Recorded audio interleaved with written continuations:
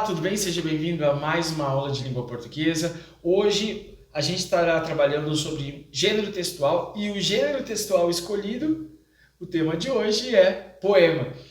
Poema é um texto literário composto de versos e que podem conter rimas ou não, tá? Você pode encontrar poemas com rimas ou também, que a gente vai ver ao decorrer dessa aula, poemas que não têm rimas. Assim, diferente da prosa, que é um texto corrido, o poema ele é escrito em versos que se unem, que se juntam, se agrupam em estrofes. Professor, quais são as características principais de um poema? Vamos lá. O poema ele tem alguns elementos principais. Nós temos o verso, nós temos a métrica, nós temos a estrofe, nós temos a rima e também nós temos o ritmo. Nós vamos falar sobre cada um deles agora. Vamos lá. O que são versos e métricas? Né? O verso e métrica.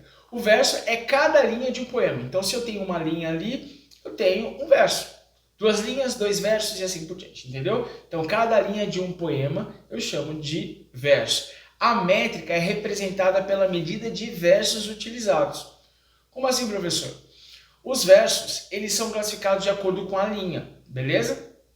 De acordo com a quantidade de sílabas presentes nesse verso, eu vou dar um nome para esse verso. Como assim?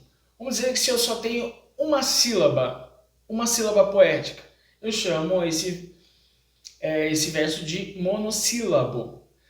Duas sílabas poéticas no verso, eu chamo de dissílabo. Três, trissílabo. E assim por diante, até 12 sílabas poéticas no verso, que eu chamo de dodecassílabo. Isso, dodecassílabo.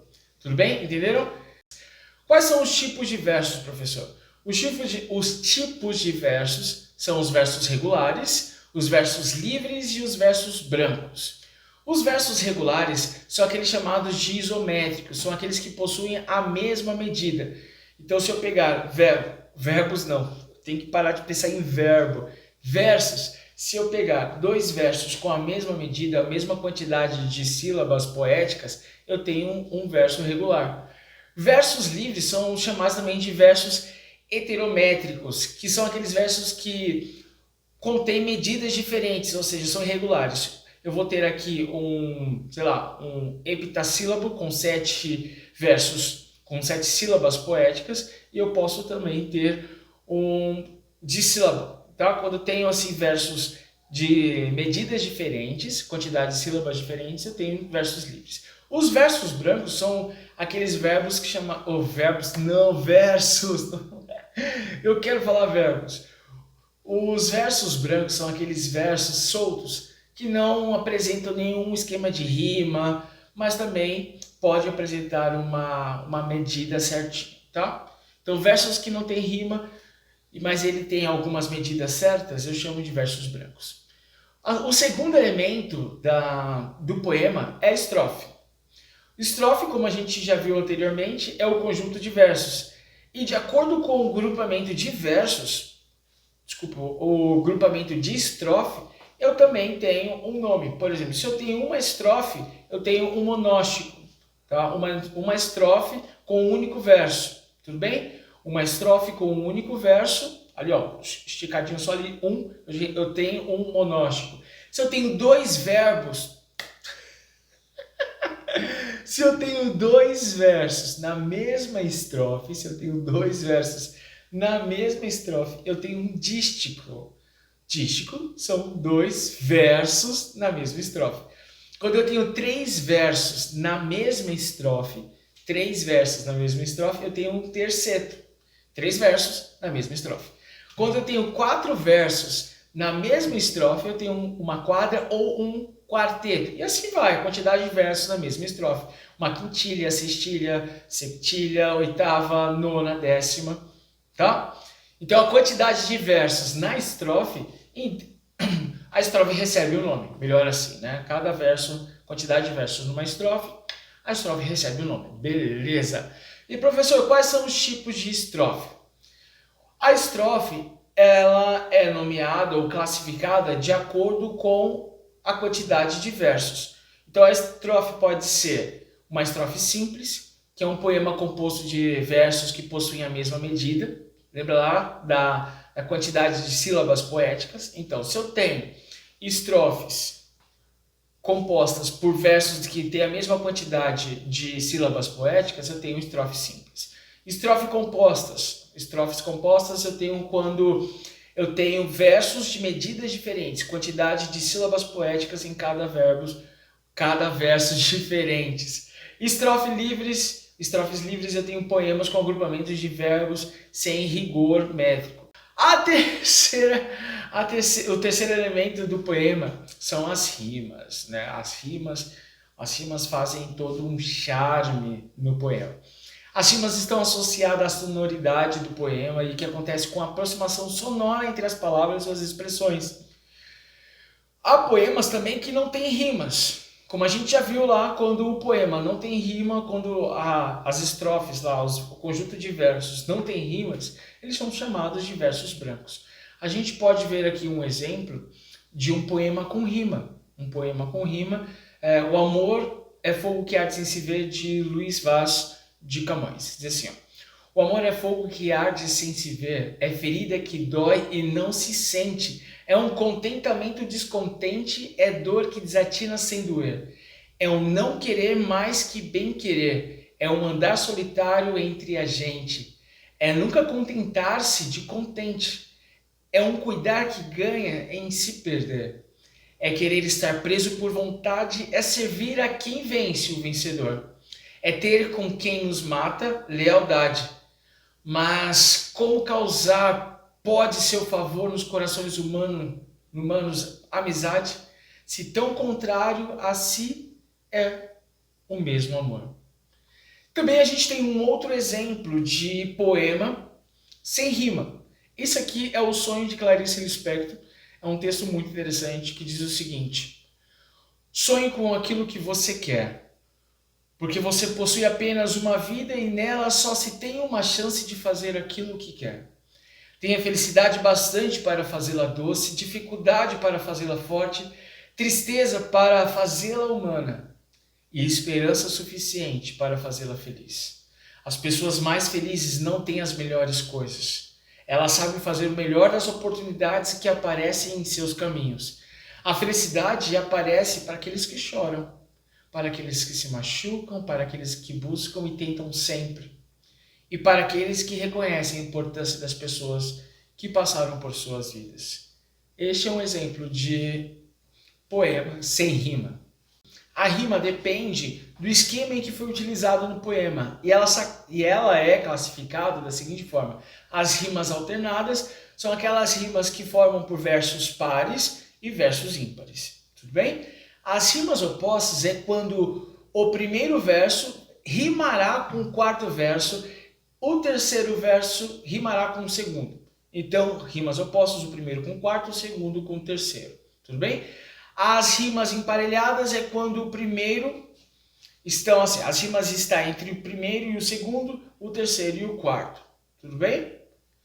E as rimas internas são aquelas que aparecem no interior do verso. Então nós temos só para lembrar, as rimas alternadas, o primeiro com o terceiro, o segundo com o quarto. Rimas opostas, quando eu tenho o primeiro rimando com o quarto verso, o segundo rimando com o terceiro.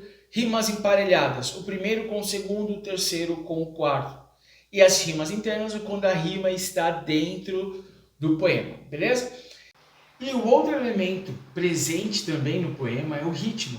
O ritmo está relacionado à sonoridade, à musicalidade presente no poema. Trata-se de um elemento muito importante produzido de maneira intencional, de acordo com cada palavra produzida ou escolhida, escrita pelo autor. Eu trouxe para você, vou mostrar para você um exemplo de um ritmo em que Manuel Bandeira utiliza a combinação de palavras para reproduzir sons de ondas. O nome do poema é A Onda, de Manuel Bandeira. A onda de Manuel Bandeira. A onda anda, aonde anda a onda.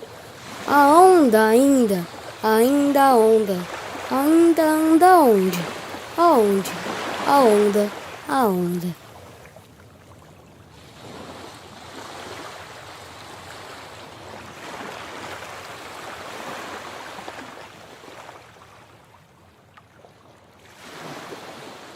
E aí nós temos alguns tipos de poemas. Nós temos os poemas líricos, são poemas de caráter sentimental, subjetivo, como o soneto, por exemplo. O soneto é um poema lírico. Nós temos um segundo tipo de poema, que são os poemas épicos. São aqueles que contêm presenças de heróis, como, por exemplo, as fábulas, tá? Ou a epopeia.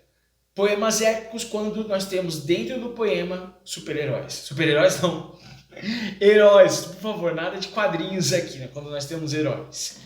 O terceiro tipo são os poemas narrativos, que são feitos para serem encenados, como, por exemplo, o Alto da Compadecida, de Ariano Suassuna. Ele foi feito de forma para ser encenado, tudo bem? Para a gente finalizar essa parte, a gente vai para a estrutura do poema. A estrutura do poema é dividida em duas partes, a estrutura interna e a estrutura externa. A primeira, a estrutura interna, ela corresponde aos aspectos relacionados ao conteúdo explorado pelo poema. Como assim, professor? O tema, a linguagem, o discurso, a opinião, tá? A organização do texto. Então, é a estrutura interna. A estrutura interna, a organização do texto, o tema, tudo que é falado dentro do texto, eu tenho aqui estrutura interna. A estrutura externa apresenta os aspectos formais do poema, ou seja, como ele se organiza. O tipo de verso, o tipo de estrofe, o esquema de rimas, a métrica, tá? E vale ressaltar o seguinte, os poemas, existem poemas de forma fixa e também existem poemas livres, tá? Que eles são feitos aí de acordo com cada autor, tá bom? Existem alguns tipos de poemas fixos. Por exemplo, a gente tem o soneto, que é composto por 14 verbos. Eu tô com o verbo na cabeça, vamos lá. O soneto, ele é formado por 14 versos, sendo que 2 deles são quartetos. Lembra dos quartetos? Que são conjuntos de 4 versos, beleza? E 2 são tercetos, conjunto de 3 versos, tá? Então o soneto é uma forma fixa. A trova é formada por uma estrofe com 4 versos, não pode esquecer. A trova é formada por uma estrofe, nessa estrofe tem 4 versos. E nesses 4 versos eu tenho a presença de 7 sílabas poéticas, ok? Então esses versos precisam ter 7 sílabas poéticas. O haikai, ele é formado por 3 versos, um terceto, sendo o primeiro verso composto por 5 sílabas poéticas e o segundo com 7 sílabas poéticas. E o terceiro com 5 sílabas poéticas. No poema, a gente precisa saber que nele eu preciso colocar alguns recursos estilísticos. Como assim, professor? No poema eu preciso utilizar as figuras de linguagem, porque são recursos utilizados na poesia. Por quê? Porque eles expressam com mais facilidade as emoções do autor, tá? Eles oferecem maior expressividade dentro do texto, tá bom? Como, por exemplo, a gente tem as metáforas, a hipérbole, exagero, a prosopopeia, a paranomásia, a assonância, onomatopeia. Então é possível ter essas figuras de linguagem no poema, tá? Para a gente finalizar a aula de hoje, a gente precisa saber o seguinte. Existe uma diferença entre poema e poesia. Apesar dos dois serem sinônimos, mas existe uma diferença entre elas. Vamos lá. O poema é um gênero literário composto por versos, estrofes e algumas vezes por rimas. A poesia é qualquer produção artística que provoca emoção e que pode ser literatura, arte plástica, escultura, arte plástica, tá? Arte plástica. Então, tudo que envolve a arte e provoca emoção no leitor ou naquele que vê, no receptor, eu chamo de poesia. Tá? Poema é o gênero textual. Poesia é tudo aquilo que vai provocar um sentimento, uma emoção no receptor. Então a gente pode dizer que todo poema tem poesia, mas nem toda poesia tem poema. Quero agradecer você que esteve até aqui, espero ter ajudado você a entender um pouquinho sobre a estrutura do poema, Se você gosta de escrever, mande aqui, deixa aqui no comentário o seu texto ou me mande lá nas redes sociais. Professor, que tal esse texto? Não deixa de me seguir nas redes sociais. Muito obrigado, compartilhe esse vídeo com seus amigos. Valeu, falou, tchau!